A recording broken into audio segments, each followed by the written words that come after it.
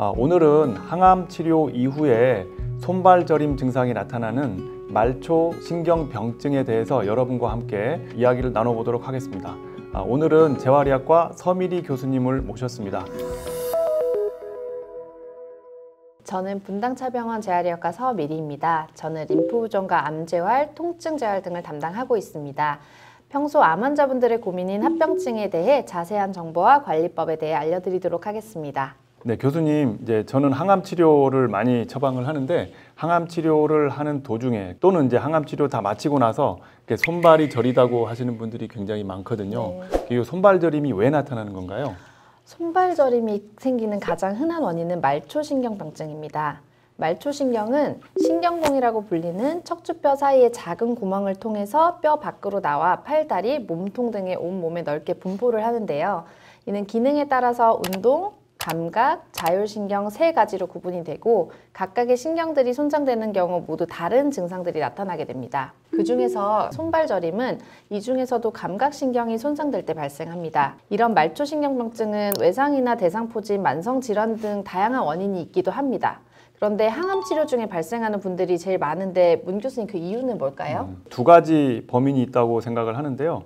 첫 번째는 백금제 항암제인데 백금제 항암제는 이 암세포의 DNA를 직접적으로 공격을 해서 손상을 줘서 암세포를 죽이는 역할을 하게 되는데 신경도 어차피 하나의 세포이지 않습니까? 그래서 신경이 많이 모여있는 후근 신경절 이쪽에 있는 신경세포들의 손상을 가하는 것입니다. 그래서 그런 증상이 발생하게 되는 것이고요. 두 번째 범인이라고 할 수 있는 건 탁산 계열의 항암제인데 파클리탁셀이 대표적인 항암제입니다. 주로 유방암이나 부인암 환자들이 굉장히 많이 사용하는 항암제이고요. 이 파클리탁셀은 우리가 이런 암세포가 하나가 있다고 할 때 이 암세포가 둘로 이렇게 분열하게 되는 과정에서 방추사라고 하는 이런 실 같은 게 나와서 이렇게 둘로 나눠지게 되는데 그 방추사에 손상을 가하는 항암제입니다. 신경도 우리가 생각을 해보면 가느다란 신경 섬유들이 많이 모여서 신경을 이루고 있는데 이러한 신경섬유, 방추사와 같은 그런 물질로 이루어지기 때문에 신경섬유가 다치게 되는 것이고 여러 가지 저림 증상이나 이런 증상들이 발생하게 된다고 생각이 됩니다. 결국은 암세포를 죽이기 위해서 사용되는 항암제가 우리 건강한 신경세포까지 같이 그렇죠. 다른 기전으로 손상시키면서 신경병증이 발생한다는 말씀이신 것 같은데요. 말초신경병증의 진단에 있어서 가장 중요한 점은 증상에 대해서 의료진들에게 즉시 알려야 되고 만약에 항암제로 의해서 증상이 발생한 경우라면 우리 교수님께 빨리 상의를 해야 할 것 같은데요. 그러면 이런 말초신경병증의 증상은 어떤 것들이 있을까요? 말초신경병증의 증상은 첫 번째가 감각신경의 이상이고 두 번째는 균형 감각이나 위치 감각의 이상이 발생하는 경우, 세 번째는 운동신경의 이상이 발생하는 경우인데 감각신경의 이상이 발생하면 가장 흔하게 나타나는 증상이 저린 증상이나 바늘로 찌르는 듯한 느낌 또는 시린 느낌 이런 거를 많이 호소를 하시게 되고요. 그리고 살짝만 닿아도 굉장히 아프다고 얘기를 하는 경우도 있고 어떤 경우는 감각을 아예 느끼지 못하는 경우, 굉장히 심한 경우죠. 이런 경우까지 오기도 합니다. 위치를 느끼는 신경이나 또는 균형 감각에 이상이 생기게 되면 환자분들이 이렇게 걸을 때 모래 위를 걷는 듯한 느낌이 든다. 이런 호소하시는 분도 많이 있습니다. 그리고 세 번째는 운동신경의 이상인데요. 운동신경이 약화되거나 또는 마비가 되면 근력이 약화가 되고 걷는 기능이 많이 떨어지기도 합니다. 그래서 이거는 굉장히 심한 경우라고 할 수가 있겠습니다. 그래서 이러한 말초신경 병증이 나타나게 되면 암 환자들이 삶의 질이 굉장히 많이 떨어지게 되는데 말초신경 병증을 진단을 해야 또 치료를 할 수가 있기 때문에 어떤 진단법을 사용하게 되나요?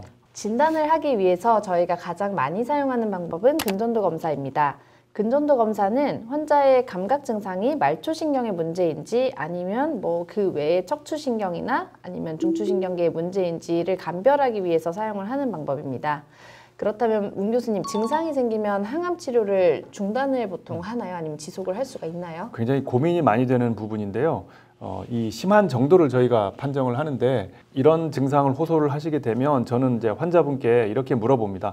혹시 단추를 스스로 맬 수 있으세요? 없으세요? 이렇게 물어보면 단추를 맬 수 있다고 하면 사실은 등급이 1등급이나 2등급 정도 되시는 거고 단추를 맬 수 없다고 하면 3등급이 되는 거거든요. 그러면 굉장히 심하다라고 저는 판단을 하고 항암제를 중단을 할지 아니면 이제 용량을 많이 줄여서 계속 투약을 할지를 이제 고민을 하게 되는데, 이러한 이제 판단은 사실 항암제가 얼마나 중요한 역할을 하는지에 따라서 저희가 결정을 하게 되는데, 가령 예를 들자면 유방암 환자들이 수술하고 나서 파클리탁셀이라는 항암제를 1주 단위로 해서 12번을 사용하게 되고요.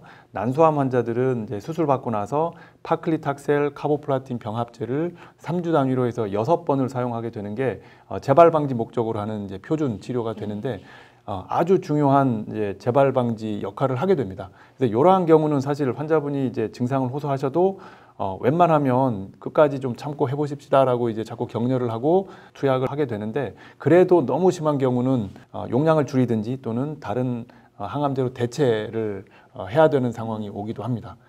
결국 그러면 항암제를 사용할 때 그것으로 인해서 얻을 수 있는 이득이랑 그다음에 해로운 것의 무게를 재어서 그렇죠. 네. 이제 저희가 항암제를 어떻게 할지를 결정을 하신다는 맞습니다. 말씀이시네요. 예, 맞습니다.